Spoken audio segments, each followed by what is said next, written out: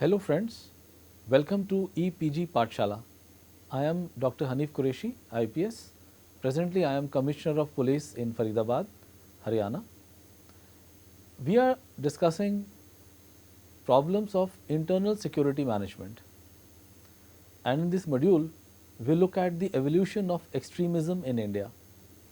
The movement of Naxalism was started in May 1967 in India as a local clash between the police force and a group of armed peasants in the village Naxalbari in the state of West Bengal.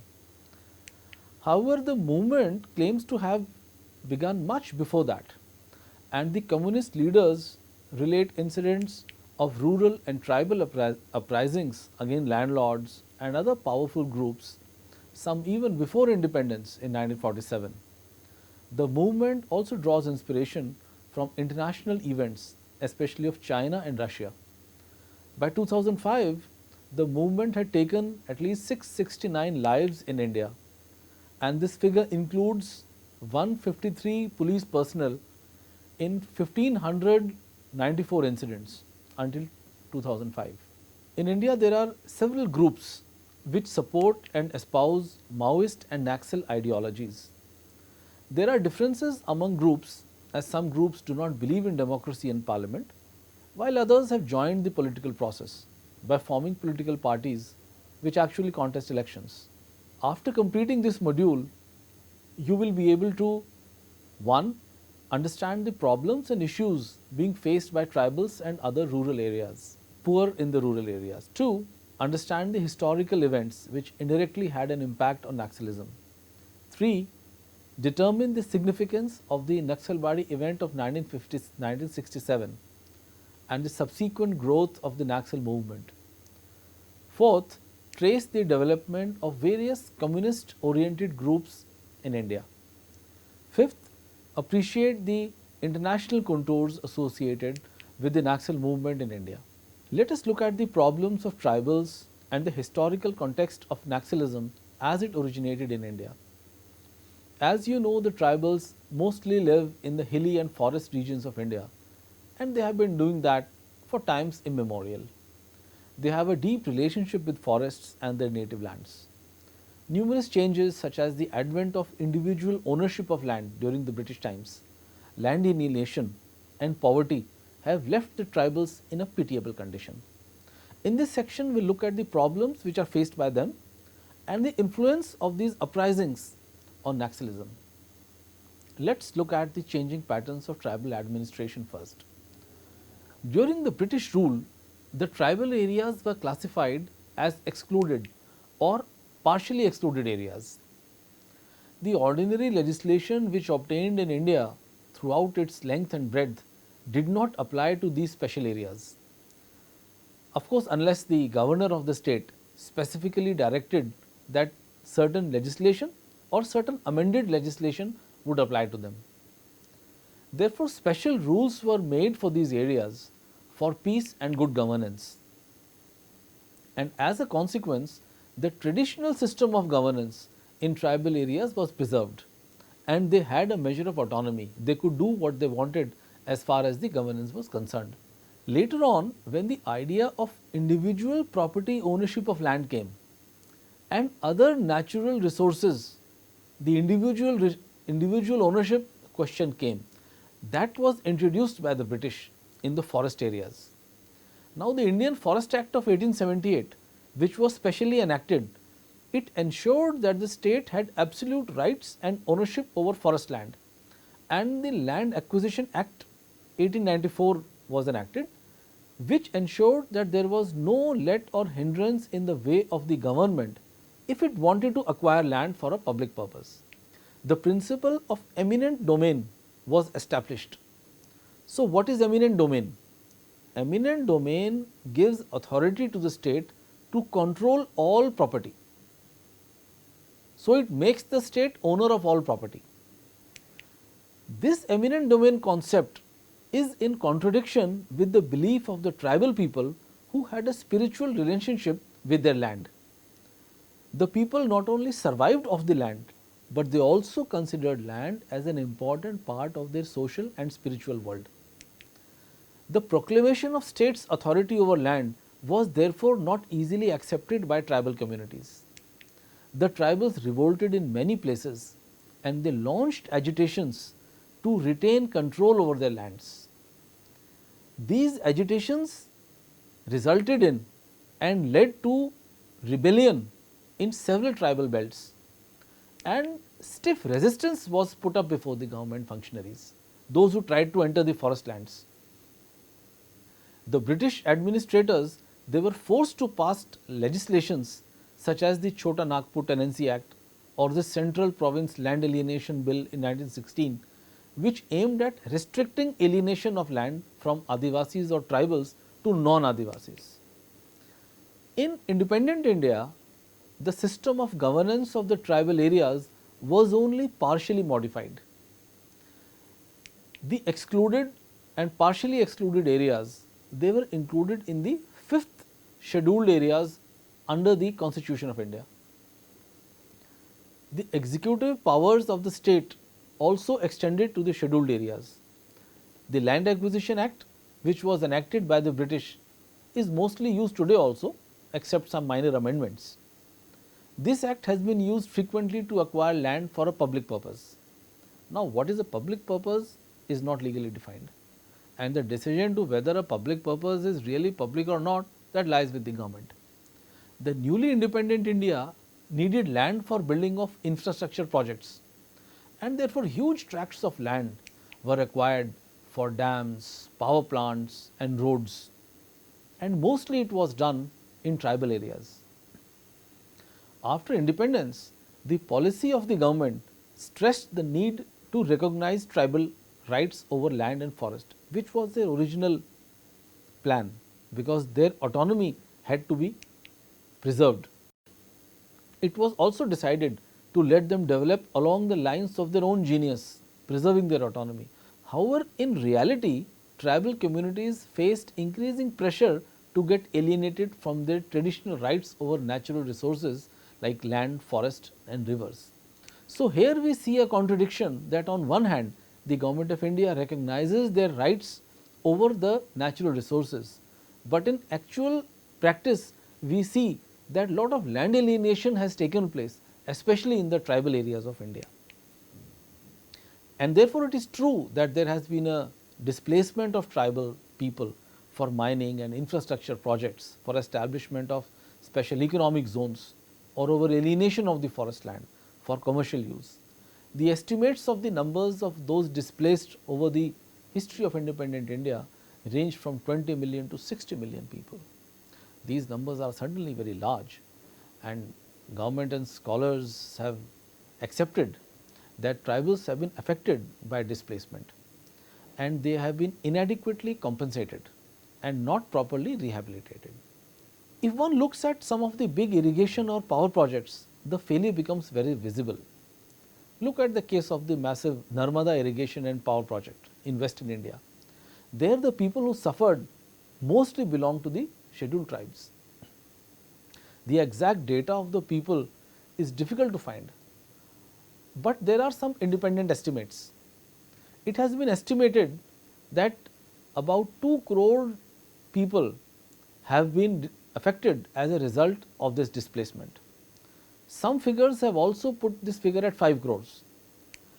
There is no doubt that these figures vary hugely, but on an average there is an agreement that dams have been the most important reason for displacement, accounting for nearly 75 to 80% of the total displacement.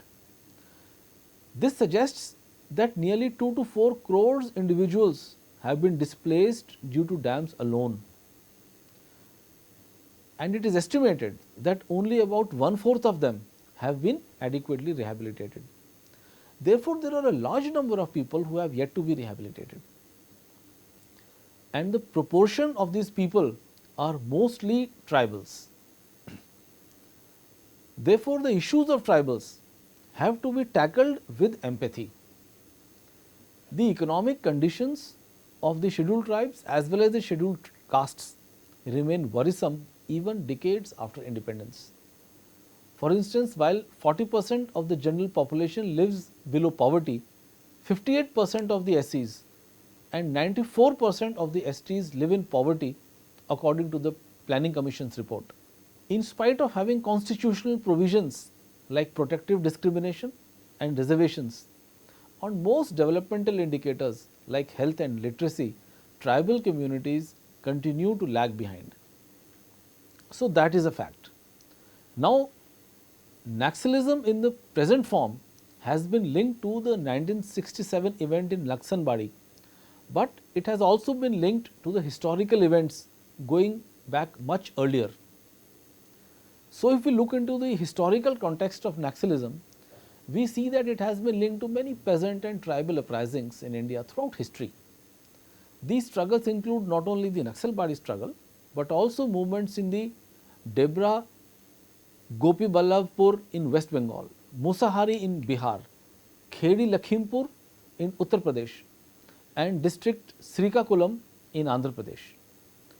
There have been several peasant rebellions in the 1940s, such as Telangana struggle in the former state of Hyderabad and the Tibhaga movement in Bengal before India gained independence. Some of the Naxal groups also mentioned armed insurgencies against the British in the 18th and 19th century as a part of the Naxal movement. They have been sought to be mentioned by some Naxal groups as examples of a constant struggle of the poor through revolutionary war.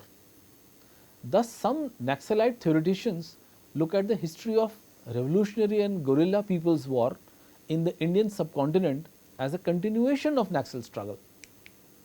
Some of these thoughts and writings can be seen in the works of some radical historians such as Suprakash Roy, who wrote The Peasant Revolts and Democratic Struggle in India.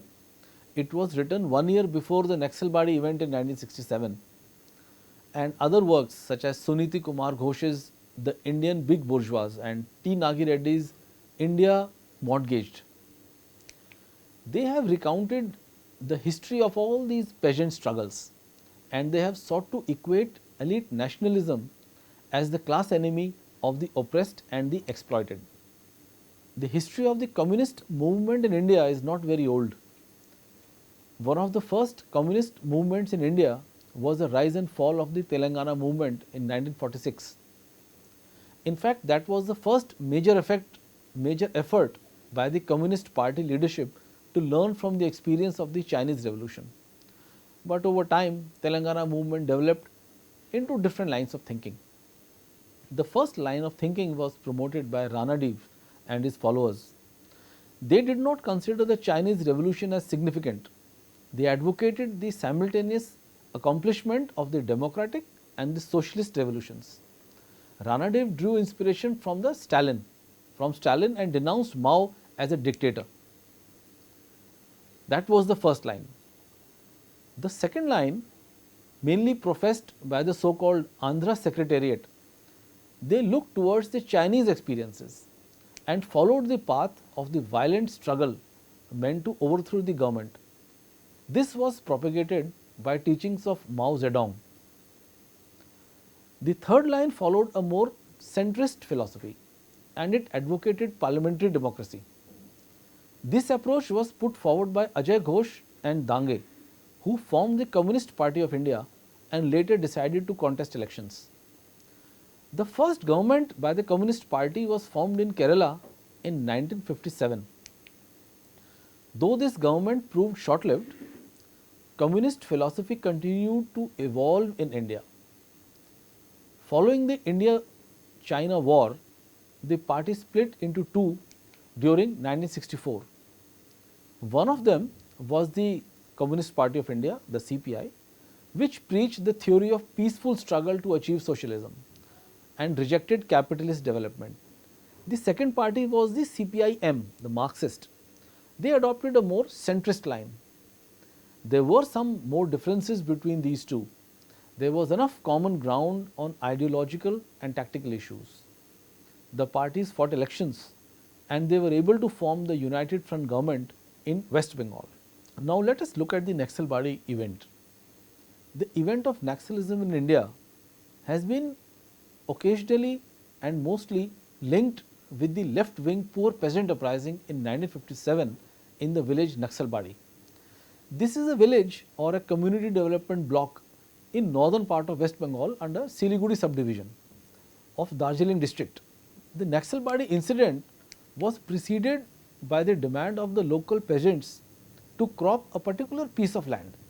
On 25th May 1957, the agitation reached a flashpoint, and it was reached because of the emergent law and order situation. The police reached there. The crowd became unruly and there was a police firing. In the police firing, 11 people were killed, out of which 2 were children. This news spread very quickly throughout the countryside. Kanu Sanyal, who was an important leader of this struggle, he favored building up mass people's organization, which was inspired from the communist socialist revolution, which was propagated by Mao Zedong and Zhou Enlai in China. Kanu Sanyal sought help from the communists in China to support his revolution, and he accepted publicly that he was receiving support from the Chinese government. But of course, it is debatable whether he also received moral support from the Chinese or not. Another important leader of the Naxalbari movement was Charu Majumdar. He was seen as providing an ideological foundation to the form of armed struggle along the lines of the Chinese Revolution through 8 articles which were written by him. They are called the historic 8 documents. But later on, differences emerged between Kanu Sanyal and Charu Majumdar. A group formed the All India Coordination Committee of Communist Revolutionaries as a mother party of all communist activities. Then in 1969, this CPI-ML or the Marxist-Leninists was formed with Charu Majumdar as the General Secretary. The CPI-ML continued to highlight Naxalbari as the initiating point of communist struggle in India. The busts of important communist figures like Lenin, Stalin, Mao Zedong and Charu Majumdar have been erected on that piece of land in village Naxalbari where the struggle took place. These busts have been placed there so that the followers can draw inspiration from them. The Marxist intellectuals who led the peasant uprisings in Naxalbari, they argued against mass mobilization and instead they advocated armed struggle. They rejected parliamentary democracy and mobilized cadres to fight against the state. The main leader of this movement was Charu Majumdar, who was heavily influenced by Mao Zedong. He adopted the slogan of annihilation of class enemies, and he actually became the proponent of armed struggle, which many times took the form of violence to protect various vested interests. That he was committed to violent means to eliminate class enemies can be seen from the quote, "He who has not dipped his hand in the blood of class enemies can hardly be called a communist." So, that was a highly violent movement which was sought to be spread. As the movement spread, we see the fragmentation of communist groups. The Naxalbari movement definitely spread to various areas outside West Bengal also. Particularly, it spread in Bihar, in Odisha, in Andhra Pradesh and several other areas also. But these state governments, they came down very heavily on these armed insurgent groups, and they were pretty successful in bringing the movement to an end.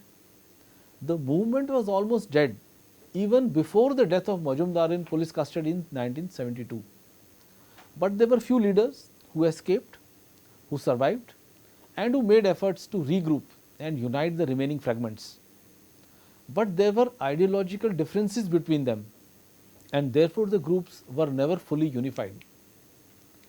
Some of these groups wanted parliamentary politics, while other groups wanted mass organization, and yet other groups continued with the armed guerrilla struggle. Therefore, the movement kept fragmenting as the state evolved better strategies to deal with them. Bela Bhatia in 2005 in one of her works has given a very detailed account of as many as 17 different organizations which had varying degrees of commitment to the form of struggle against the state. They were often at loggerheads with the state as well as with each other in equal measure. The formation of the groups was based not only on various versions of Maoist and Leninist ideologies, but also was frequent along caste lines. For instance, the MCC, the Maoist Communist Centre, was formed chiefly by the upper caste Rajputs who opposed the lower caste Dalits. Similarly, the lower caste created another group called the CPI-ML Party Unity. This party pushed for agrarian revolution through a protracted people's war. The CPI-ML Party Unity led several armed struggles and sought to attack the upper castes. And for this purpose, they mobilized and brought together the scheduled castes.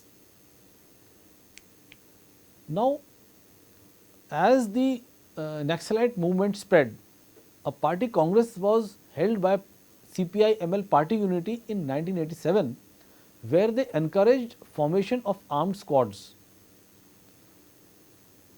These squads were given the task to confiscate the lands of landlords and to be the main aspect of people's resistance against armed attacks of the state. Later on, they formed the Red Squads operating in Bihar mostly. CPI-ML Party Unity was often involved in armed confrontations with Ranveer Sena. Ranveer Sena was formed by the landlords as a private army to counter these threats. In one of the cases in December 1997, Ranveer Sena attacked the CPI-ML Party Unity stronghold in the area of Lakshmanpur Bath in Bihar, where nearly 63 people belonging to lower castes were killed. Though there were a number of different alliances, the Naxalites did not, they had some success in central Bihar. They mobilized the Dalits and the lower castes who worked as the agricultural laborers in the field. This success means that they were able to wage the wage rates which were there. Through their efforts, they were able to raise them in some parts of Bihar. And the land rights were given more importance as a result of the struggles.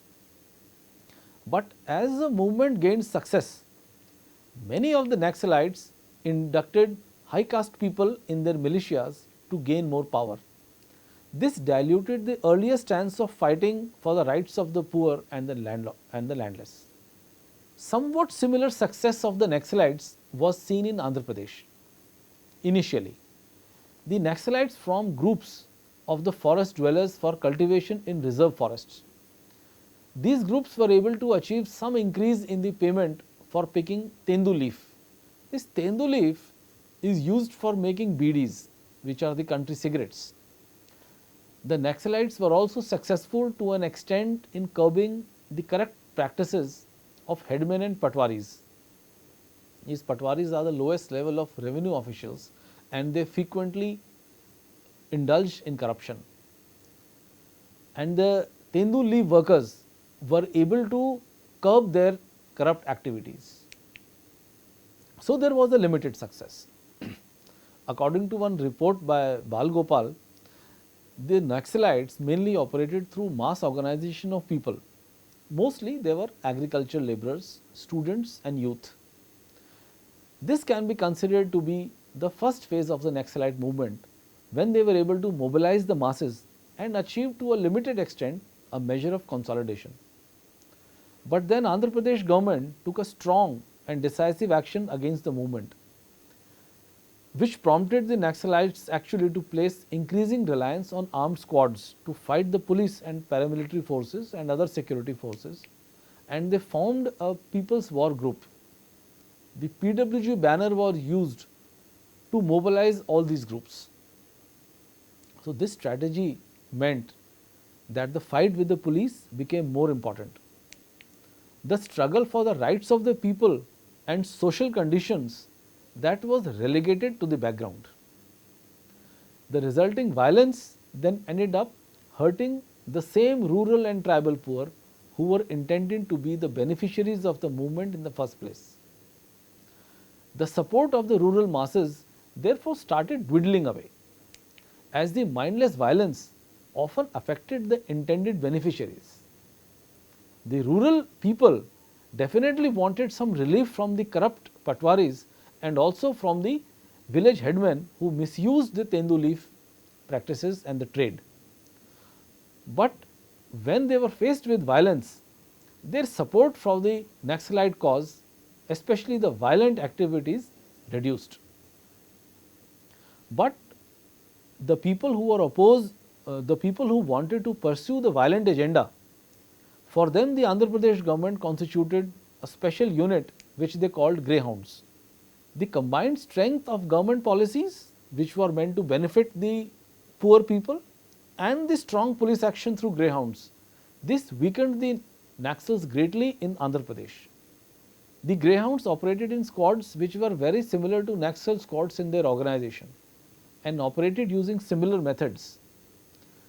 The success of greyhounds is one of the best examples of anti-Naxal and counter-terrorist guerrilla activity anywhere in the country. These contradictions within the Naxalite groups and the progress in various areas, this constitutes the second phase in the Naxalite evolution in India. This phase lasted till the unification of various groups in 2004. 2004 was the year when the various groups came together under the banner of CPI Maoist. These splinter groups decided to form a single revolutionary party and not to take up arms against the many factions operating in the Naxal region. Now let us look at some of the international contours of Naxalism. Historically, Naxalites in India have charted a course which was different than what was followed by the communist countries of the world. For instance, they denounced the bureaucratic, state capitalistic model of the Soviet Union post 1956 and also opposed the market socialist regime of China since 1978. Within India, Naxalites opposed the mixed economy model which was adopted by the government after independence in 1947. The combination of local resistance with the communist thinking has been observed in many countries. Naxalite movements across the world share political affinities with the Maoist-led movement in Nepal, Peru and Philippines. There are several other movements and uprisings which may not be called strictly Naxal, but they do share some common contours with the teachings of Mao Zedong and Lenin and Stalin. These include the Zapatista uprising in Mexico and the Marxist-Leninist and National Liberation Movement in Central and South America. The component groups of that Farabundo, which is the Marti National Liberation Movement FMNL in El Salvador. The Sandinistas of Nicaragua is also one of the movements which is inspired by the Maoist. In Colombia, there is the FARC, which is the Revolutionary Armed Forces People's Army. That was formed as a Marxist-Leninist armed struggle during the Cold War period. FARC used military tactics and terrorism to fight the Colombian government. But later on, it has been reported that they signed a ceasefire agreement with the government of Colombia in 2016. Now let us look at the summary of what all we have covered in this module. The Naxalite movement in India draws its ideology mostly from the teachings of Mao Zedong and the Chinese Revolution. Several international events and tribal agitations and peasant agitations in the pre-independence era have also been linked to the present Naxal movement. The condition of tribal people, especially those who were displaced from their lands, worsened in the independent India, and several agitations were launched by tribals to regain their rights over land. The efforts of the government to prevent land alienation could not adequately address the concerns of poverty and loss of livelihood among these people. The peasant struggle of 1967 in Naxalbari is considered to be the starting point of the extremist movement in India. Several leaders such as Charu Majumdar, Kanu Sanyal led the armed struggle against the state following the Naxalbari movement. This initial movement was suppressed by the state, but the communist movement slowly spread to parts of many states including Andhra, Chhattisgarh, Jharkhand, Odisha and Madhya Pradesh. The communists formed several groups based upon their various ideologies, which were different for different groups. Some supported parliamentary democracy, others advocated mass mobilization of people against the state, while some others emphasized the use of armed squads to wage war against the state. Thank you.